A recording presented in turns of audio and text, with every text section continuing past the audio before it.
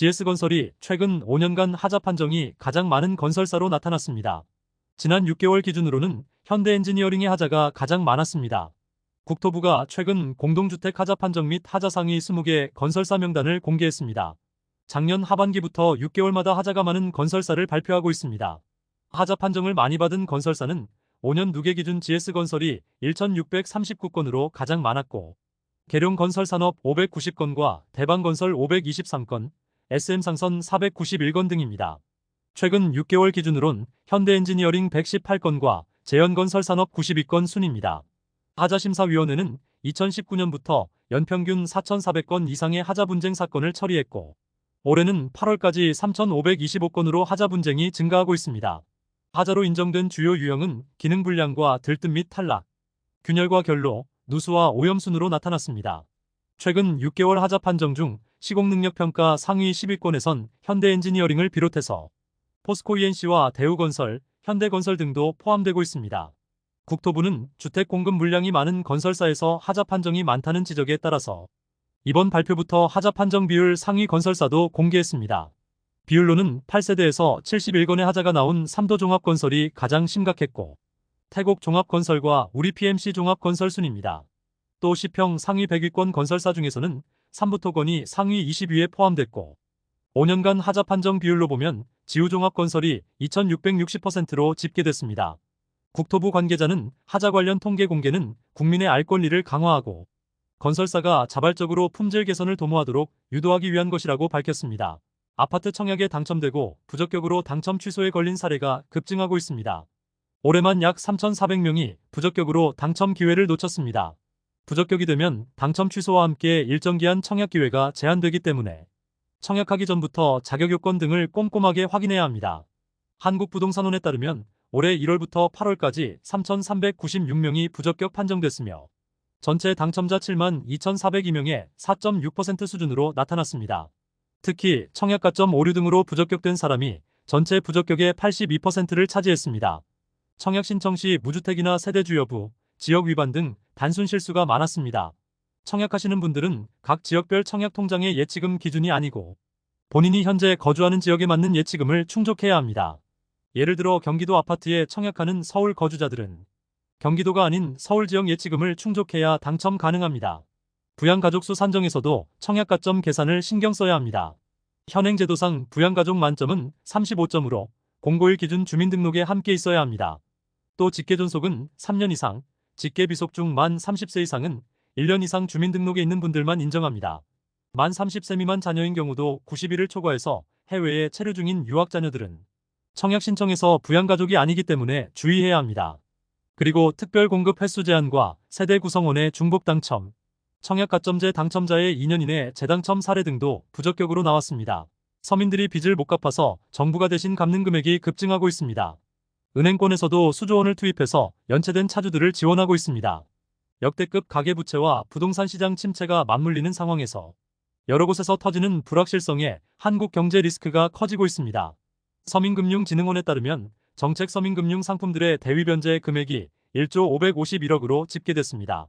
대위변제액은 원금을 상환하지 못한 차주들을 대신해서 정책기관이 대신 갚아준 금액입니다.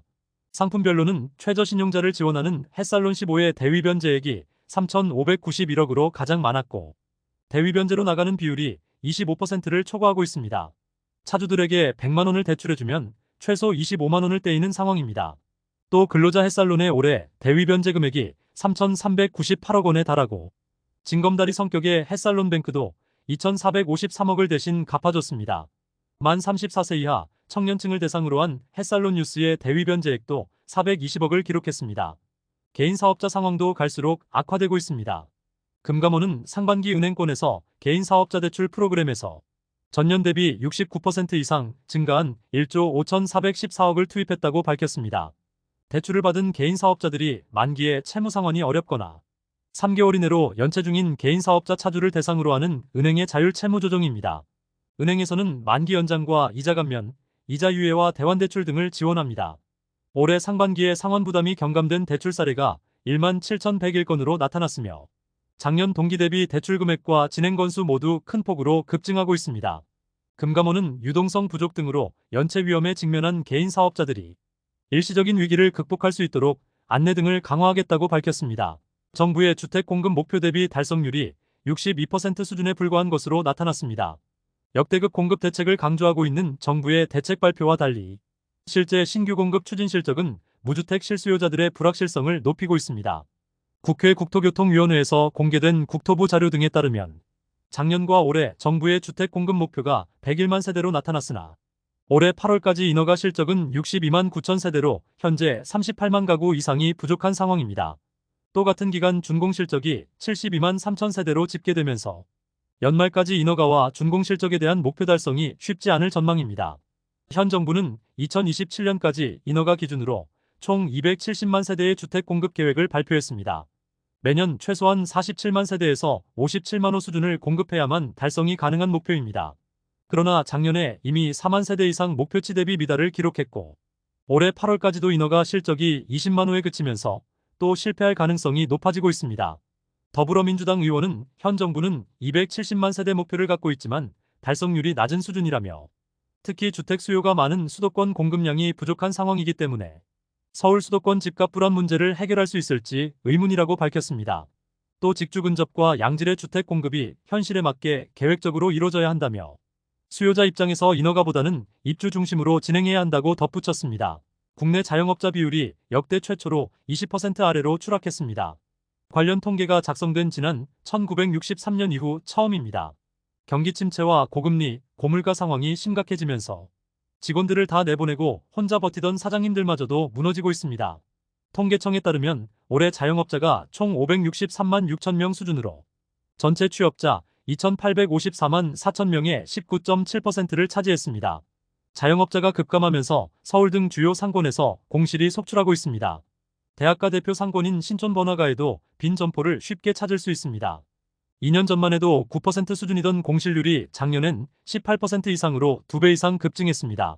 또 나홀로 사장님으로 불리는 고용원 없는 자영업자도 12개월 연속 감소하고 있고 지난해 폐업 신고를 진행한 사업자도 1년 만에 13% 이상 늘었습니다. 사람까지 줄이면서 버티던 자영업자들이 한계 상황에 처하고 있는 셈입니다. 시장에서는 그나마 실업률 상승에 완충 역할을 하던 자영업이 실종될 것으로 우려하고 있습니다. 한 전문가는 자영업자 폐업률이 계속 증가하는 상황이 이어지면 국내 경제는 실업률이 상승하고 경제의 치명상을 받을 수 있다고 밝혔습니다. 전국 악성 미분양 주택이 3년 11개월 만에 최대치를 기록했습니다. 서울 주택 매매 거래량은 8월 들어 증가세가 둔화되면서 분위기가 달라지고 있습니다. 국토부가 발표한 8월 주택 통계 자료 등에 따르면 전국 미분양 주택이 6만 7,550세대로 집계됐습니다. 신축 아파트 선호 현상이 확산되면서 수도권과 지방 모두 미분양이 2달 연속 줄었습니다. 그러나 문제는 악성으로 불리는 준공후 미분양은 1만 6,461세대로 13개월 연속 증가하면서 분위기가 심각해지고 있습니다. 악성 미분양은 2020년 9월 이후 3년 11개월 만에 최대치입니다. 지역별로는 전남 지역 악성 미분양이 2,549세대로 가장 많고 경남과 경기도가 1,730세대로 집계됐습니다.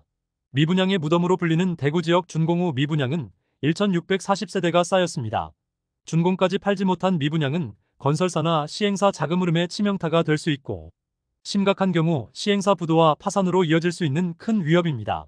서울 지역 주택 매매 거래량도 하방으로 방향을 틀었습니다. 7월과 비교해서 8월 거래량이 1만 992건으로 14% 감소했고 9월부터는 본격화된 대출 규제 영향으로 매수세가 사라지고 있는 상황입니다. 지금까지 잼스톤TV였습니다. 오늘 영상 도움되셨으면 구독과 좋아요 부탁드립니다. 시청해주셔서 감사합니다.